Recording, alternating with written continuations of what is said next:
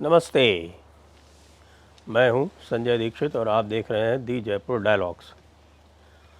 आजकल पप्पुओं की बड़ी चर्चा है। एक हमारा पप्पू है और एक पाकिस्तान का पप्पू है जिसने हमारे पप्पू को बहुत पीछे छोड़ दिया है। दोनों में एक समानता है और दोनों में समानता ये है कि दोनों जो है वो नाना प्रजाति से हैं, यानी कि दोनों ही अपने वंश को अपने नानाओं के नाम से जानते हैं। तो खैर, हम अपने पप्पू को यहाँ पीछे छोड़ते हैं क्योंकि उसको पाकिस्तान के पप्पू ने बहुत पीछे छोड़ दिया है और जिस प्रकार की एक ओछी हरकत उसने की, वो भी यूनाइटेड नेशंस के बाहर की प्रेस कॉन्फ्रेंस में, तो उससे जो है उसके ऊपर फोकस करना आवश्यक हो गया है क्योंकि वो भी एक डायनास्ट है, एक वंशानुगत इतिहास उसका भी है और वो केवल और केवल अपने वंश के कारण इस समय जहाँ है वहाँ है। और इसका जो वंश है वो भी कैसा वंश है, आप जानेंगे तो आप हैरान रह जाएंगे।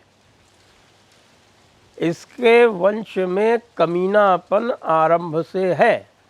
ये जो अपने आप को बिलावल भुट्टो जरदारी कहता है, यानी कि पाकिस्तान में रहते हुए जो अल्टीमेट पेट्रियार्कल सोसाइटी यानी पितृ सत्तात्मक समाज है, उसमें रहते हुए भी वो अपने नाना का वंश पहले लगाता है अपने।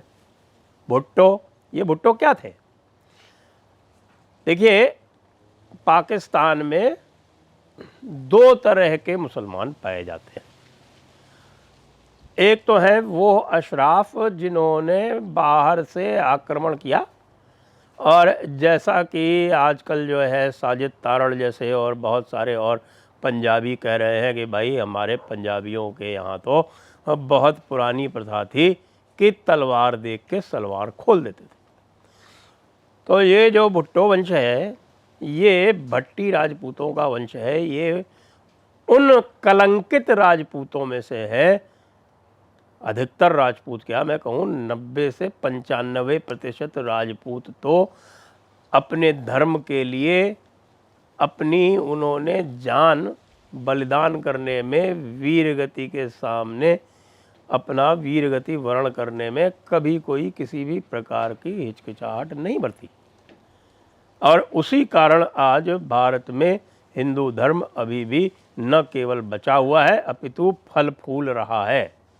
और यही कारण है कि आप देखते होंगे कि ये जो पंचमक्कार तत्व है, जो लेफ्ट लिबरल इकोसिस्टम का एक अंग है, ये लगातार राजपूतों को और ब्राह्मणों को ये टारगेट करते रहते हैं क्योंकि एक ने अपनी बुद्धि से और दूसरे ने अपने शौर्य से हिंदू धर्म को जीवित रखा। और न केवल जीवित रखा, आज के दिन वो लगातार फल फूल रहा है और पुराने जितने भी लेफ्ट लिबरल इकोसिस्टम, पंचमक्कार इकोसिस्टम ने जो कुछ भी बनाया उसको ध्वस्त कर रहा है। तो ऐसे में इस बिलावल भुट्टो का पंचनामा आवश्यक हो जाता है। ये आप जानते होंगे, जो भी राजस्थान से रहते हो तो विशेष रूप से जानते होंगे कि जैसलमेर इत्यादि में भाटी राजपूत होते हैं। इन भाटियों में कई इनका जो अलग अलग अंग होते हैं, उसमें भट्टी राजपूत भी होते हैं। उनमें से एक अंग जो है वो भुट्टा कहलाता था, जो जाकर कन्वर्ट हो गया। कब? औरंगज़ेब के ज़माने में। और उस कलंकित वंशज का नाम था सोहेता। सोहेता भुट्टो या सोहेता भट्टी बन गया सोहेता खान, औरंगज़ेब की तलवार से डरकर।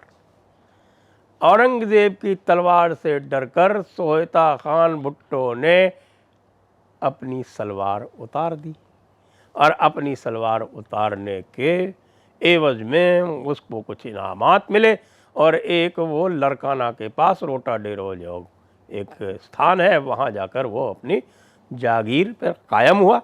और उस जागीर पर कायम होते होते धीरे धीरे जब उसका एक और, जो अभी इस वक्त जहाँ पर ये रहते हैं उसको बोलते हैं गढ़ी खुदा बख्श, और ये जो इसके नाना यानी कि जुल्फ़िकार अली भुट्टो के बाप शाहनवाज़ भुट्टो के बाप गुलाम मुर्तज़ा भुट्टो के बाप खुदाबख्श भुट्टो, उनके नाम पर यह गढ़ी खुदाबख्श पाई जाती है। अब कमीनापन इसकी नस्लों में कितना है वो आप ज़रा देखिए। कमीनेपन की इंतहा ये देखिए कि जो शाहनवाज़ भुट्टो यानी जुल्फ़िकार अली भुट्टो के बाप, शाहनवाज़ भुट्टो का जो बाप था ग़ुलाम मुर्तज़ा भुट्टो, उसने वहाँ के कलेक्टर की जो बीवी थी या जो उसकी मिस्ट्रेस थी उसको ही फंसा लिया। और उसके जब कलेक्टर की बीवी को या मिस्ट्रेस जो भी थी वो उसको फंसा लिया और पकड़ा गया, तब उसको वहाँ से भागना पड़ा। वो गया काबुल जाके रहा और बीच में उस कलेक्टर ने इनके वंश की ऐसी तैसी कर दी। बाद में ये आए और किसी तरह से जाकर अंग्रेज़ों के पैर पड़कर माफ़ी वाफ़ी मांग कर और किसी तरह से वापस यहाँ आकर स्थापित हुए। बीच में उनके जो अब्बा जान थे वो फारिग हो गए थे। वो फारिग हो गए तो ये भाई साहब जब आए तो इनको बाकी लोगों ने इनकी हरकतों के चलते, इनकी अय्याशियों के चलते, यानी ग़ुलाम मुर्तज़ा ख़ान साहब को, यानी शाहनवाज़ भुट्टो, जुल्फ़िकार अली भुट्टो के बाप, उनको भी चलता कर दिया, उनका भी कत्ल हो गया। अब ये हमारे बचे शाहनवाज़ भुट्टो, तो ये शाहनवाज़ भुट्टो जो थे ये जाके अंग्रेज़ों के चरणों में कदमबोस हो गए, बिल्कुल लम्बलेट हो गए, सिंध में उनके हितों के रक्षक हो गए, जिसको कहते हैं पूरी तरह से एक कायराना कायरतापूर्ण कृत्य इन्हों के नाना के बापजान या शाहनवाज़ भुट्टो ने किया। और उनको फिर खैरातों में ज़मीन वमीन मिली। एक ज़माने में इनके पास 2.5 लाख एकड़ ज़मीन थी लड़काना में। ये पूरे सिंध के सबसे बड़े ज़मींदार थे, यानी लोगों के खून चूसने वाले। पूरे भारत में उस समय जो अविभाजित भारत था उसमें भुट्टो ख़ानदान से बड़ा खून चूसने वाला रियाया का, जनता का कोई नहीं था। तो ये तो इनकी शोहरत है। और उसके बाद फिर शाहनवाज़ भुट्टो जो थे वो उन्होंने और गद्दारी की। उन्होंने गद्दारी की किसके साथ? उन्होंने गद्दारी की जूनागढ़ के साथ, उन्होंने गद्दारी की भारत के साथ।